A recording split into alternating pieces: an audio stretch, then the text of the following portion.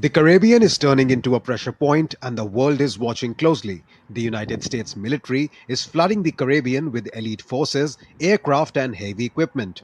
On Friday, US Air Force MQ-9 Reaper drones were seen at Rafael Hernandez Airport in Aguadilla, Puerto Rico.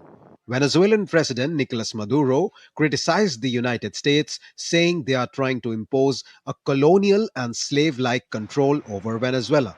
It is impossible for sectors of US power to fabricate a virtual reality and impose on Bolivar's Venezuela a model of colonial and slave domination to steal its natural resources. That is impossible because here there are people settled in the territory, in communities, in universities, in factories, in barracks, and these people have demonstrated sufficient capacity to lead our homeland on a good path, at a good pace, with good judgment.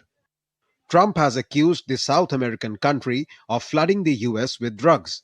Meanwhile, Trump's administration has been bombing boats originating in South America that it alleges were carrying drugs.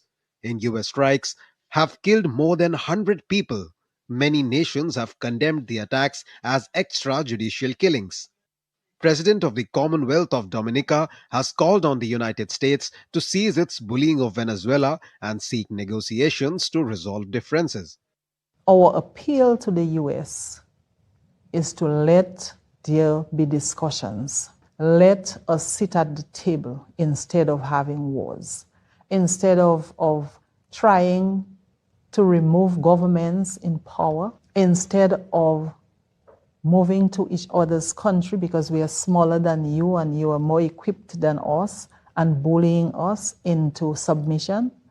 And so for us in the Caribbean, we are calling on the US to cease that aggression against Venezuela.